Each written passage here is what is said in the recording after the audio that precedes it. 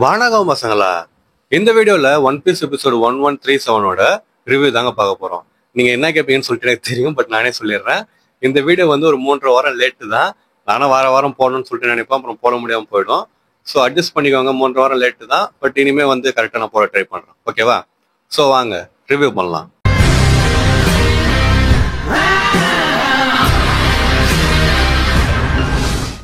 இந்த episode review start பண்ணுற முன்னாடி போன எபிசோட் ரிவ்யூ யாராவது பார்க்கலாம், போய் பார்த்துட்டு வந்துருங்க. அப்பதான் இந்த வீடியோ வந்து கரெக்டாகவும் கண்டினியூஸாக உங்களுக்கு வந்து புரியும். லிங்க் வந்து டிஸ்கிரிப்ஷன்ல தரேன். வெறும் அது மட்டும் இல்லை, அது இல்லாமல் நிறைய எபிசோட் ரிவ்யூ நான் போட்டுக்கிறேன். அதான் பிளேலிஸ்ட் நான் சேவ் பண்ணி வச்சுக்கிறேன். ஸோ மறக்காம அதையும் போய் செக் பண்ணி பாருங்க. இப்போ நம்ம எபிசோட் ஸ்டார்ட் பண்ணுவோமா? எபிசோட் எங்கேருந்து ஆரம்பிக்குதுன்னா, பாணி வந்து குமாவோட மெமரிஸ் பார்த்துட்டு வெளியே வரா. வெளியே வந்ததுக்கு அப்புறம் வெகாப்பம் வந்து உட்காந்து நிற்கிறாரு. ஸோ அவர் உட்காந்து இருந்தோடனே அவர் வரல, அவர் எந்திரிக்கிறாரு. எந்திரிச்சிட்டு எல்லாத்தையும் பார்த்துட்டே பாணின்னு சொல்லிட்டு கேட்கிறாரு. அவளும் வந்து பார்த்துட்டேன்னு சொல்லிட்டு சொல்றா. அதுக்கடுத்து இப்போ பெரிய அடல்ட் ஃபார்ம்ல இருக்கிறாள்ல, ஒரிஜினல் ஃபார்ம் சின்ன குழந்தை மாதிரி மாறிட்டு வெகாப்பங்க போய் கட்டி பிடிச்சிடா. கட்டி பிடிச்சா மன்னிச்சிரு வெகாப்பங்கன்னு சொல்லிட்டு சொல்றா. ஏன்னா வெகாப்பங்க வந்து தப்பா நினைச்சிருந்திருப்பாள்ல. ஸோ அதனால மன்னிப்பு கேட்கறா. அப்ப வெகாப்பம் வந்து சரி விடுமா, அதெல்லாம் ஒன்றும் பிரச்சனை இல்லை, உங்க அப்பா என்கிட்ட ஒன்று கொடுக்க சொல்லி என்கிட்ட கொடுத்துட்டு போனான்ற மாதிரி சொல்லிட்டு ஒரு நெக்லஸ் வந்து எடுத்து கொடுக்குறாரு. அது வந்து ஒரு சாஃப்ட்வேர் நெக்லஸ்ன்னு சொல்லிட்டு சொல்றாங்க. இதை வந்து குமா கொடுத்துட்டு போலாம். எதுக்காக அப்படின்னா, இது உன்னோட 10th பர்த்டேயோட கிஃப்ட்னு சொல்லிட்டு நம்ம வெகாப்பங்க வந்து சொல்றாரு. ஸோ பாணி வந்து அதை வாங்கி பார்த்துட்டு, அப்பா இதை கொடுத்துட்டு போனாரா, இது பார்க்கறதே அழகா இருக்குது, இது பார்க்கறது சூரிய மாதிரி இருக்குதுன்னு சொல்லிட்டு அவர் சொல்றா. நம்ம வெகாப்பம் வந்து ஒன்றும் புரியல.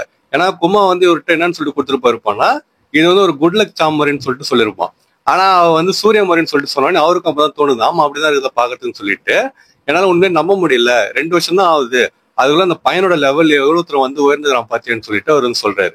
அப்ப பாணி வந்து ஸ்டார்ட்டை பத்தி பேசுறியா, ஸ்டார்ட் வந்து என் அப்பாவோட ஃப்ரெண்டோட பையன் தானேன்னு சொல்லிட்டு அவ வந்து கேட்கறா. அதுக்கு வெகாப்பங்க வந்து, ஆமாமா நீயே அவனும் ஒன்ன எக்கெடுக்கு வந்தோடனே ஒண்ணுமே புரியல, இந்த ஃபேட்டுன்றது ஒரு ஸ்ட்ரேஞ்சான விஷயம்னு சொல்லிட்டு வெகாப்பங்க வந்து சொல்றாரு. அதுக்கடுத்து வெகாப்பங்க வந்து, நீ உள்ள போனோடனே நிறைய விஷயங்கள் நடந்துச்சு, அது என்னன்னு சொல்லிட்டு நான் சொல்றேன்ற மாதிரி சொல்லிட்டு நடந்த எல்லா கதையும் அவர் வந்து சொல்றாரு. ஸோ இதுக்கடுத்து வந்து பாத்தீங்கன்னா பிரசன்ட்டுக்கு வராங்க. கும்மாவோட ஃபிளாஷ்பேக் அது இதுன்னு சொல்லிட்டு எல்லாம் முடிஞ்சிச்சு. இதுக்கப்புறம் வந்து பாத்தீங்கன்னா சோகம் கிடையாது, இனிமே மாஸ் மட்டும்தான். ஸோ அதுக்கடுத்து பிரசன்ட்டுக்கு வராங்க. பிரசன்ட்ல வந்து நம்ம சாட்டன் கையில பாணி வந்து இருக்கிறா. அதுக்கடுத்து நம்ம சாட்டன் வந்து என்ன சொல்றாருன்னா, கும்மா இறந்துட்டான்ற மாதிரி சொல்லிட்டு சொல்றாரு. பாணி வந்து ஒரு மாதிரி இதா வரா. அதுக்கடுத்து நம்ம சாஞ்சியா இருக்கட்டும், வெகாபங்க், பிராங்கின்னு சொல்லிட்டு யாராலும் நவர முடியலையா, அவங்க அப்படியே வந்திருக்காங்க. இன்னொரு சைடுல லூஃபி வந்து பாத்தீங்கன்னா பிச்சைக்கார மாதிரி வந்து படுத்து இருந்துட்டு, ஐயோ எனக்கு யாராவது சோறு கொடுங்களான்னு சொல்லிட்டு அவன் வந்து கேட்டுனுறான். அட்லஸ் வந்து இறா என்ன நவர முடியலடா, முடிஞ்ச அவனை சோறு தருவான்டான்ற மாதிரி சொல்லிட்டு அவனும் வந்து சொல்றான். லூஃபி வந்து சோறுன்னு சொல்லிட்டு கத்துன்னு கிடக்குறான். நம்ம கிசாரும் வந்து பாத்தீங்கன்னா ஒரு சைடுல வந்து படுத்து தான் கிடக்குறான். அவன் வந்து லூஃபியோட சண்டை போடல வந்து கிடக்குறான். எக்கேட்ல இந்த மாதிரி நடந்துங்கிறப்ப வெளி உலகத்துல இந்த விஷயம் எப்படி பப்ளிஷ் ஆயிருந்துச்சு அப்படின்னா, லூஃபி தானே வெகாபங்க் கட்டி வச்சிடான்னு சொல்லிட்டு சொல்லியிருந்தாங்க. அந்த நியூஸ் பேப்பர் வந்து பாத்தீங்கன்னா எல்லாம் பாத்துக்கிறாங்க. சீன் அப்படியே ரெவல்யூஷன் ஆர்மிக்கு வந்து போகுது. அப்ப டிராகன் வந்து இவான்கோ கிட்ட, சப்போஸ் குமாவோட செல்ஃபில் வந்து கொஞ்சம் இருக்குது அப்படின்னா அவன் எங்க போயிருப்பான்னு சொல்லிட்டு நினைக்கிறேன்ற மாதிரி அவர் வந்து கேட்கிறாரு. அது இவான்கோ வந்து, சப்போஸ் நானா இருந்தேன் அப்படின்னா நான் எடுத்து போய் மேரேஜஸ் பொழுது கட்டிட்டு இருப்பேன், ஆனா குமா அப்படி பண்ணிருக்க மாட்டான்னு சொல்லிட்டு நம்ம இவான்கோ வந்து சொல்றான். ஸோ இந்த சீன் வந்து பாத்தீங்கன்னா திருப்பி எகேடுக்கு வருது. அப்ப பாணி வந்து என்ன சொல்றான்னா, எப்படி இருந்தாலும் நான் சாவ போறேன் அப்படின்னா உன்னை நான் பொழுது கட்டி தானே போவேன்ற மாதிரி சொல்லிட்டு நம்ம சாட்டன் கிட்ட சொல்லிட்டு பவர் வந்து யூஸ் பண்றான். டிஸ்டார்டட் ஃபியூச்சர் நீகாயிஷ்னு சொல்லிட்டு ஒரு அட்டாக் வந்து நேம் பண்ண வரா. அப்ப நம்ம நீக்கான்னு சொல்லிட்டு பாணி சொன்ன உடனே சாட்டன் வந்து அள்ளு விடுது. அதுக்கடுத்து அவர் நீகாயிஷ் ஃபியூச்சர்னு சொல்லிட்டு ஒரு அட்டாக்கை நம்ம சாட்டன் நோக்கி அடிக்க வரா. ஆனா அந்த அட்டாக் வந்து பாத்தீங்கன்னா ஒழுங்கா லேண்டே ஆகல, அது வீக் ஆயிடுச்சுன்னு சொல்லிட்டு சொல்லலாம். பாணிக்கு வந்து ஒண்ணுமே புரியல, என்ன ஆச்சு, ஏன் ஒழுங்கா அட்டாக் லேண்ட் ஆகல, நான் ஏன் வீக்கா ஃபீல் பண்றேன்னு சொல்லிட்டு அவ வந்து முழிச்சு நிக்கிறா. அப்ப நம்ம சாட்டன் வந்து அவளை போட்டு நசுக்கிறாரு, கையில தான் பிடிச்சுக்கிறாரு. அப்ப நசுக்கிட்டு, ஓ உனக்கும் அந்த பேர் வந்து தெரியுமா, நீ உண்மையிலே அவனோட பொண்ணுதான்ற மாதிரி சொல்லிட்டு சொல்றாரு. ஆனா அதுக்கு அடுத்து, என்னதான் உனக்கு அந்த பேர் தெரிஞ்சிருந்தாலுமே உனக்கு அதோட முழு மீனிங் வந்து தெரியாதுன்னு சொல்லிட்டு சொல்றாரு. அப்புறமா ஒரு மனசுல என்ன நினைச்சாருன்னா, ஸ்டார்ட்டோட அந்த ஒயிட் ஃபார்மையும் நீக்காவே அவனை கனெக்ட் பண்ணல போடுதுன்னு சொல்லிட்டு அவர் சொல்றாரு. அதுக்கடுத்து அவர் திரும்பி பார்த்தா ஒருத்தன் வந்து கட்டுன்னு கட்டி நிற்கிறான். யாருன்னு சொல்லிட்டு பார்த்தா நம்ம லூஃபி தான். முன்னாடிதான் லூஃபி வந்து சாப்பாடு கொடுக்குன்னு சொல்லி கேட்டிருந்தால, இப்ப அவனை சுத்தி சாப்பாடு மட்டும்தான் இருக்குது, அவன் வந்து கட்டுன்னு கட்டி நிற்கிறான். நம்ம சாட்டனுக்கே ஒன்றும் புரியல, யாரும் அவனுக்கு சாப்பாடு கொடுத்ததுன்னு சொல்லிட்டு அவர் கேட்கறாரு. சுத்தி இருந்து யாருக்குமே ஒண்ணுமே புரியல. இல்ல நாங்க பண்ணேன்னு சொல்லிட்டு சொல்றாங்க. சோ யார் அவனுக்கு சாப்பாடு கொடுத்துருப்பான்னு சொல்லிட்டு பாத்தீங்கன்னா கிசாரு தான் கொடுத்துருப்பான். இது வந்து ஸ்பாய்லர் கிடையாது, ஏன்னா இது வந்து மாங்காலையுமே வரல. இது வந்து SBS-ல ஓட வந்து சொல்லியிருப்பாரு. லூஃபிக்கு வந்து சாப்பாடு கிசாரு தான் கொடுத்துருப்பான். கிசாரு வந்து சண்டை போட்டிருப்பான், அதெல்லாம் கரெக்ட் தான். பட் கிசாரு வந்து அதை பிடிச்சி பண்ணல, அவன் வந்து ஆர்டர் மட்டும் தான் ஃபாலோ பண்றான். சோ இந்த மாதிரி சாப்பாடு கொடுத்து எப்படியாவது யாரை காப்பாற்ற மாட்டியான்ற மாதிரி சொல்லிட்டு கிசாரு வந்து உதவி பண்ணிருப்பான் லூஃபிக்கு. லூஃபி வந்து பாத்தீங்கன்னா சாட்டன் இருப்பான். அதுக்கடுத்து வந்து பொண்ணு கட்டுவான். சோ இதுக்கடுத்து சாட்டன் வந்து பாத்தீங்கன்னா சுத்தி இந்த மரீன்ஸ் கிட்ட சீக்கிரமா போயிட்டு சீப்ரிசம் ஸ்டோன்லாம் ஹேண்ட் பண்ணுங்கன்னு சொல்லிட்டு சொல்றாரு. அவங்களும் வந்து பாத்தீங்கன்னா ஓடுறாங்க. அப்ப நம்ம பாணி வந்து ட்ரை பண்ணுகிற பவர் யூஸ் பண்றதுக்கான ஒரு பிரயோஜனமும் இல்லை. அப்ப நம்ம சாட்டன் அவர்கிட்ட என்ன சொல்றாருன்னா, பாணி இப்போ வந்துட்டு ஒரு பவர் இருக்குதுல்ல, அது காரணமே நான் தான். நான் வந்து ஒரு எக்ஸ்பெரிமெண்ட் பண்ணேன். என்ன எக்ஸ்பெரிமெண்ட்னா, சின்ன குழந்தை, அதாவது பிறந்த குழந்தைன்னு சொல்லிட்டு வச்சிங்களேன், அந்த குழந்தைக்கு ஃப்ரூட் வந்து கொடுக்கறது. அந்த ஃப்ரூட் சாப்பிட முடியாது. அதாவது வந்து ஃப்ரூட் எக்ஸ்ட்ராக்ட் பண்ணி அந்த ஜூஸ் மாதிரி இருக்கிறத வந்து குழந்தைக்கு இன்ஜெக்ட் பண்ணா அந்த பவர் கிடைக்குமான்னு சொல்லிட்டு ஒரு எக்ஸ்பெரிமெண்ட் நாங்க பண்ணோம். அண்ட் அதுவும் சக்சஸ் ஆச்சு. அப்படிதான் உனக்கு அந்த பவர் கிடைச்சதுன்னு சொல்லிட்டு அவர் வந்து சொல்றாரு. அண்ட் அதே மாதிரி இந்த பவரோட என்ன பண்ண முடியும் அந்த பவராலன்னு சொல்லிட்டு பாத்தீங்கன்னா ஃப்ரூட் பவரால நீ என்ன ஃபியூச்சர் நினைக்கிறியோ அது வந்து பாசிபிள் ஆக்கும். ஆனா நீ வளர வளர உனக்கு விஷயம்லாம் தெரிய தெரிய அந்த பவர் வந்து அப்படியே கம்மியாயினே போயிடும், அது பிரோஜனமே இல்லாம போயிடும்னு சொல்லிட்டு நம்ம சாட்டர்ன் சொல்றாரு. அண்ட் அது கூடவே நீக்கா வந்து ஒரு கட்டுக்கதைன்னு சொல்லிட்டு உனக்கு புரிய ஆரம்பிச்சிருச்சு, அதனாலதான் இப்போ உன்னால அந்த பவர் யூஸ் பண்ண முடியலன்னு சொல்லிட்டு அவர் வந்து சொல்றாரு. பாணி வந்து இல்ல நீக்கா வந்து உண்மைதான், நான் அவனை தான் தேடினுங்கிறேன் எங்க அப்பாக்காகன்னு சொல்லிட்டு சொல்றான். ஆனா நம்ம சாட்டர்ன் வந்து பாத்தீங்கன்னா இல்ல அப்படி பார்த்தா உன்னோட பவர் நேரத்து ஒர்க் ஆயிருக்கணும், நீயே வந்து இப்ப டவுட் பண்ண ஆரம்பிக்கிற நீக்காவன்னு சொல்லிட்டு நம்ம சாட்டர்ன் வந்து சொல்றாரு. இது வரைக்கும் அந்த சொன்னது கூட ஓகேங்க. ஆனா இதுக்கு அடுத்து அவன் சொல்லுவான் பாருங்க, என்ன சொல்றான்னு சொல்லிட்டு பாத்தீங்கன்னா உங்க அம்மாவை ஹோலி லேண்ட்ல ஒருத்தரோட ஒய்ஃபா வந்து ஆக்கிட்டு கூட்டு வந்திருப்பாங்க, அது எத்தனாவது ஒய்ஃப்னா 8வது ஒய்ஃபா, இவந்தாலும் கிடையாது, பட் வேற யாரோ போறது யாருன்னு சொல்லிட்டு சொல்லல. சோ அந்த மாதிரி ஆக்கிட்டு கொண்டு வந்திருப்பாங்க, அவளை வச்சு நான் வந்து ஒரு ட்ரக் எக்ஸ்பெரிமெண்ட் வந்து பண்ணேன். பட் அந்த மாதிரி பண்றப்ப சாஃபர் ஸ்கேல் வந்து வந்துருச்சு அவளுக்கு. இதுக்கு முன்னாடி நிறைய பேர் வச்சு பண்ணிக்கிறோம், அவங்களுக்கு வந்த மாதிரி தான் நம்ம கின்னிக்கு வந்துட்டு இருக்குது. ஆனா இதுல என்ன ஒரு வித்தியாசமான விஷயம் சொல்லிட்டு பார்த்தோம்னா அந்த டிசீஸ் உனக்கும் வந்து வந்துட்டு இருக்குது, பிறக்காத குழந்தைக்கும் வந்து வந்துட்டு இருக்குது, அது எங்களுக்கே வித்தியாசமா இருந்துச்சுன்னு சொல்லிட்டு நம்ம சாட்டர்ன் வந்து சொல்றான். அப்ப அதை கேட்டோடனே பாணி வந்து அப்ப எல்லாத்தையுமே நீதான் காரணமாடான்னு சொல்லிட்டு அவ வந்து சொல்றான். அவ ஒரு மாதிரி சோகமாயிராள் அதை கேட்டோடனே. நம்ம வெகப்பங்க அதை கேட்டிருப்பாரு. வெகப்ப வந்து பார்த்தா கத்துவார், ஏன்டா டேய் இது எல்லாத்தையும் காரணம் நீதானாடா, இன்னமும் உனக்கும் அதுக்கு சம்மந்தமே இல்லாத மாதிரி குமா கண்டிஷன் எல்லாம் போட்டு அவனை சைபராக மாத்தி விட்டியே, ஆனா இது எல்லாத்துக்கும் மூல காரணமே நீதான், ஏன்டா இப்படி பண்ணுன்னு சொல்லிட்டு வெகப்ப வந்து கத்துறாரு ஒரு ஃபைல்டர் கிட்ட.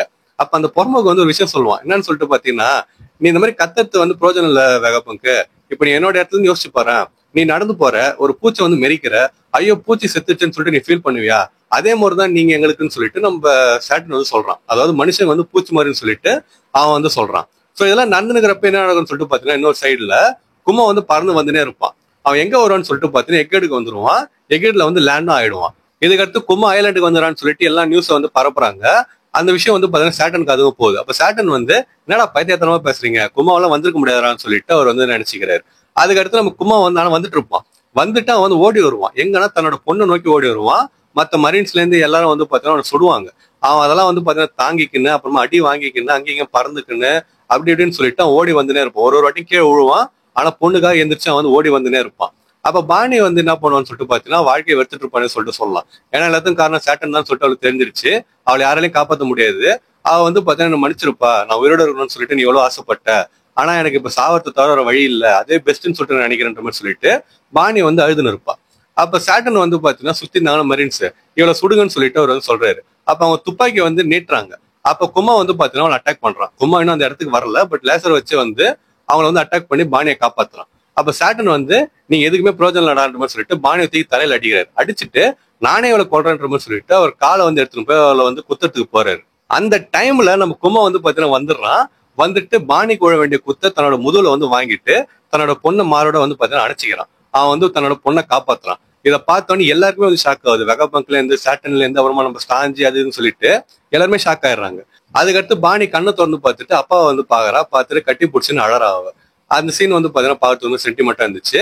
அதுக்கடுத்து நம்ம குமா என்ன பண்றான்னா பாணியை கீழே விட்டுட்டு சாட்டன் குத்துனாரு பாத்தீங்களா முதுகுல, அதை வந்து வெளியே எடுக்கிறான். வெளியே எடுத்து அவன் கையில வந்து பிடிச்சிக்கிறான். அதுக்கு அடுத்து நம்ம குமா பண்ற விஷயம் வந்து என்னன்னு சொல்லிட்டு பாத்தீங்கன்னா அந்த பிடிச்ச காலை வந்து உதறி விட்டுட்டு கையை வந்து பாத்தீங்கன்னா ஆர்மண்ட் ஹாக்கில வந்து இன்ஃபியூஸ் பண்ணிட்டு சாட்டனை அடிக்க போறான். அந்த சீன் பார்க்கறதே மாசா இருந்துச்சு. அதாவது அனிமேஷன் வந்து பக்காவா இருந்துச்சுங்க. ஆனா அந்த சீன்ல ஒரு குறைன்னு சொல்லிட்டு என்ன கேட்டீங்க அப்படின்னா எனக்கு ஃபீல் ஆனது, குமா வந்து கத்தின்னு போவான், ஆனா அந்த சீன் ஃபுல்லா கத்துட்டு மட்டும் தான் காட்டியிருப்பானுங்க. அவன் வந்து ஊன்னு சொல்லிட்டு பாத்தீங்கன்னா போறது வெறும் அதே மாதிரியே காட்டியிருப்பாங்க. பின்னாடி ஏதாவது ஒரு பேக்ரவுண்ட் மியூசிக்கோ இல்ல அந்த சத்தத்தை கொஞ்சம் கம்மி பண்ணியிருந்தாலோ அது கொஞ்சம் வேற மாதிரி வித்தியாசமா இருந்திருக்கும்னு சொல்லிட்டு நினைக்கிறேன். ஏன்னா வந்து பல்ல கடிச்சுன்னு அடிக்க போறதே வந்து அந்த சவுண்ட் மட்டும் தான் வந்துச்சா, அது ஒரு மாதிரி இருந்த மாதிரி எனக்கு தோணுச்சு. உங்களுக்கு எப்படி இருந்துச்சுன்னு சொல்லிட்டு எனக்கு தெரியல. சப்போஸ் உங்களுக்கு அப்படி இருந்துச்சுன்னா கமெண்ட் பண்ணிட்டு போங்க.